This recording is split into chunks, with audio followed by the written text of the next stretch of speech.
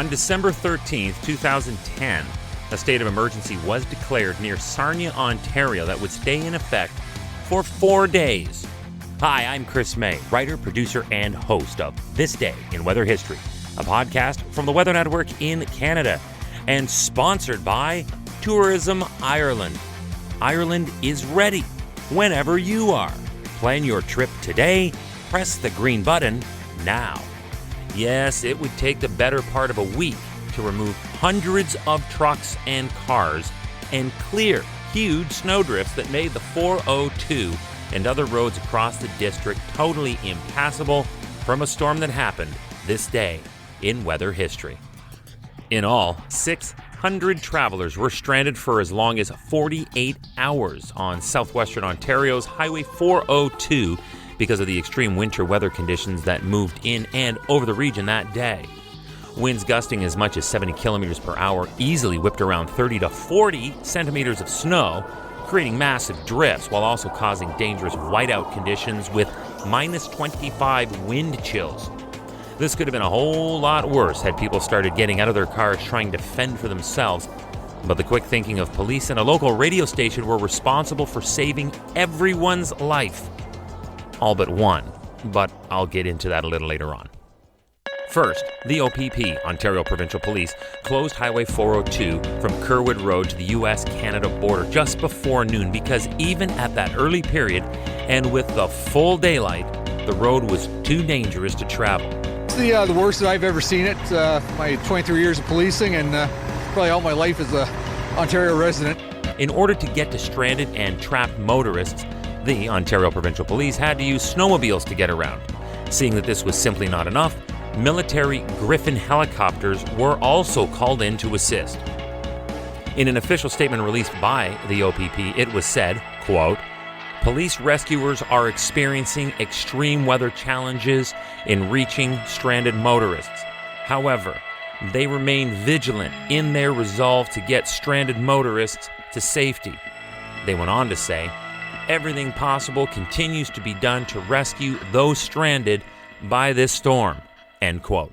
You're listening to This Day in Weather History, now in its second year from the Weather Network.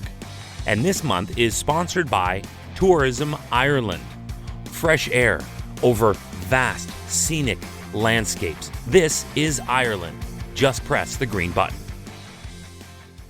Meanwhile, west of the city of Guelph, police there were responding to what amounted to a record 543 collisions in 24 hours, and all caused by whiteouts and icy roads. They too had to resort to off-road four-wheel drive vehicles and snowmobiles to rescue stranded motorists.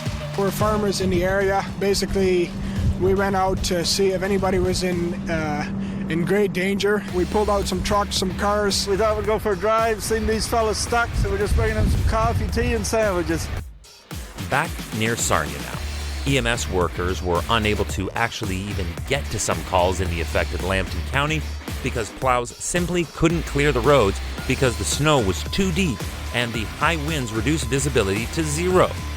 Roads were impassable, but getting to them was impossible. Local radio stations CHOK, AM 1070, FM 106.3, and FM 99.9 are, at this point, essentially converted into emergency alert centers as the only way to communicate with the stranded motorists to get them the latest rescue updates. They were told to stay in their cars and try to pool vehicle resources until rescuers worked to reach them. They were also encouraged to make sure that their car exhaust was clear of snow so fresh air would be supplied to the inside of their vehicles. Where the snow was just too much and there was no way to get to those in distress, paramedics had to work in concert with local physicians to instruct patients over the phone as to what to do to help themselves. To try to keep the situation from totally unraveling, Sarnia police urged people to just stay home and at all costs stay off the roads. Stay home, unless you got a John Deere. There had already been too many stranded vehicles blocking roadways, and that was holding up road clearing efforts in the more rural areas, and by association, this was aiding in preventing police from helping troubled motorists. Now, about that one person who died in the storm. It was determined that 41-year-old Neeland Rumble passed away from hypothermia on the first night after his vehicle got stuck in a snowdrift.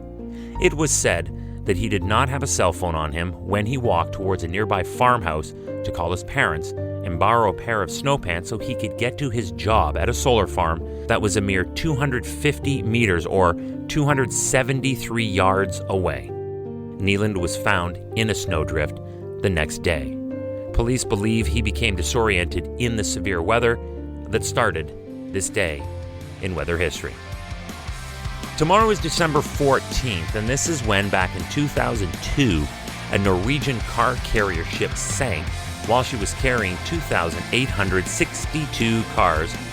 Be here tomorrow to find out how this is even possible when we gather again on this day in weather history with me, your host, Chris May, and proudly sponsored by Tourism Ireland.